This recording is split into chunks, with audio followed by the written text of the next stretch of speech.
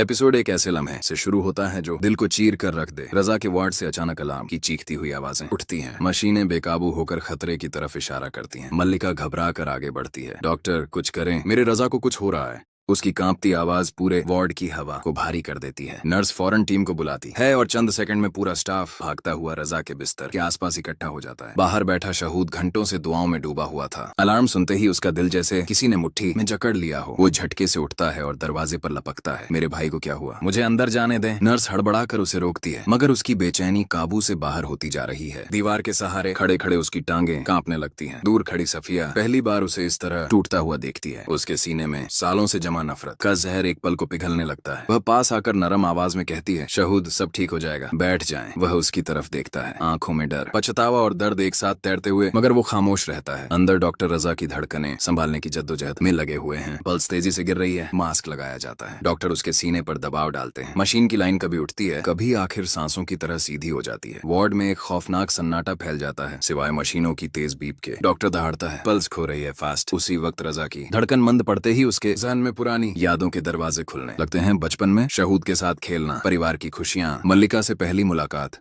बच्ची का जन्म और आखिर में शहूद की वो कांपती आवाज, भाई मुझे आपकी जरूरत है। ये जुमला धीरे धीरे धुंधला पड़ता है और मशीन की लाइन पूरी तरह सीधी हो जाती है। बाहर दरवाजा बंद है, लेकिन शहूद को लगता है जैसे भीतर से मौत की आहट बाहर निकल रही हो। वो दर्द से चीख उठता है, मेरे भाई को कुछ मत होने देना। उसकी आवाज पूरे हॉल में गूंज उठती है। मल्लिका अंदर भागना चाहती है, मगर नर्स उसे थाम लेती है। डॉक्टर डेफिब्रेटर उठाते हैं। पहला झटका, रजा का जिस्म उछलता है, मगर लाइन वहीं। दूसरा झटका, फिर भी कुछ नहीं। तीसरा, और अचानक मशीन की स्क्रीन पर एक बिंदु उभरता है। फिर दूसरा, और धीरे धीरे धड़कन लौट आती है। डॉक्टर लंबी सांस छोड़कर कहता है, वो वापस आ गया है, लेकिन हालत अभी भी बेहद नाजुक है। बाहर शहूद वहीं जमीन पर गिरकर सजदे में टूट पड़ता है। या अल्लाह, मेरे भाई को बचा ले। मल्लिका रूंधे गले से आंसू पोंछती है, जबकि सफिया कई सालों बाद ईमानदारी से दुआ मांगती नजर आती है। डॉक्टर बाहर आकर गंभीर लहजे में कहता है, एक ही रास्ता है, तुरंत सर्जरी, वरना हम उसे खो देंगे। शहूद आगे बढ़कर कांपती आवाज में कहता है, डॉक्टर कुछ भी कर लीजिए, बस मेरे रजा को बचा लें। मेरी जान ले लें, लेकिन मेरे भाई को न जाने दें। डॉक्टर उसकी तरफ देखता है और धीमे मगर गहरे लहजे में कहता है, यह ऑपरेशन बहुत रिस्की है, रजा शायद इसे बर्दाश्त न कर पाए। कैमरा धीरे धीरे रजा के बंद थके हुए चेहरे पर झूम करता है। नाजरीन, क्या रजा इस मौत की जंग से निकल पाएगा? क्या शहूद अपने गुनाहों का बोझ झटक कर नया रिश्ता जोड़ पाएगा? क्या सफिया के दिल का पत्थर सचमुच पिघल चुका है? जानने के लिए देखते रहें। पामाल कहा कर लो, मैंने अपने भाई रजा के साथ बहुत नाइंसाफी की थी। अगर उस वक्त उसका हाथ थाम लेता तो शायद आज वो जिंदा होता। मलका सर्द पड़ गई। आप क्या कह रहे हैं शहूद भाई? मैं आपको कभी इस नजर से देख ही नहीं सकती। रजा की जगह कोई नहीं ले सकता। मगर शहूद ने हाथ जोड़ दिए, मैं अपनी गलतियों का बोझ अब और नहीं उठा सकता। तुम्हें सहारा दूंगा, तुम्हारी बेटी को बाप का साया मिलेगा। शायद यही रजा की आखिरी ख्वाहिश थी। मलका खामोश अखबार की तरह मुड़ जाती है। उस रात रजा उसके ख्वाब में आता है। वही स्नेह भरी आवाज,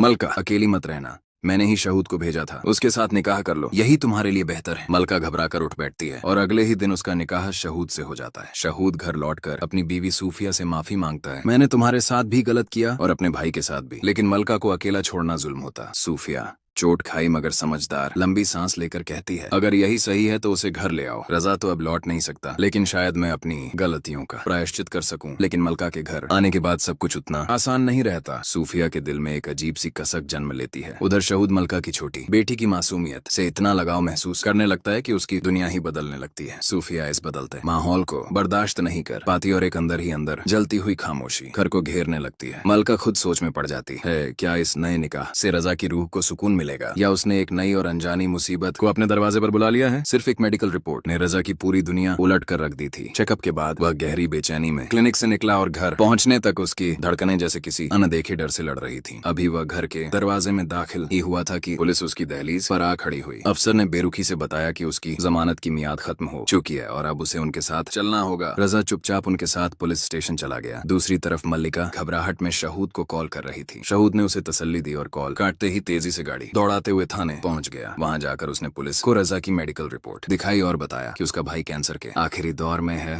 शायद कुछ ही दिनों का मेहमान। शहूद की बात जारी ही थी कि रजा अचानक सामने ही गिर पड़ा। घबराकर शहूद उसे संभालता हुआ अस्पताल ले गया, जहां उसे तुरंत इमरजेंसी में भर्ती किया गया। शहूद ने मल्लिका को सब बताकर अस्पताल पहुंचने के लिए कहा और कुछ ही देर में मल्लिका भी हांफती हुई वहां आ गई। तीनों के लिए इंतजार की घड़ियां भारी थीं। काफी देर बाद डॉक्टर बाहर आया तो मल्लिका दौड़कर उससे पूछ बैठी कि रजा अब कैसा है? डॉक्टर ने धीमे लहजे में बताया कि फिलहाल फिलहाल वह खतरे से बाहर है, मगर अगर वह इसी तरह तनाव में रहा तो उसकी जिंदगी का वक्त और कम हो सकता है। फिर उसने उन्हें मिलने और उसे घर ले जाने की अनुमति दे दी। मल्लिका रजा से मिली तो उसकी आंखों में राहत और दहशत दोनों तैर रहे थे। घर लौटने पर शहूद ने रजा को बताया कि उसका केस पूरी तरह खत्म हो चुका है, अब वो आजाद है। यह सुनकर रजा ने गहरी सांस ली।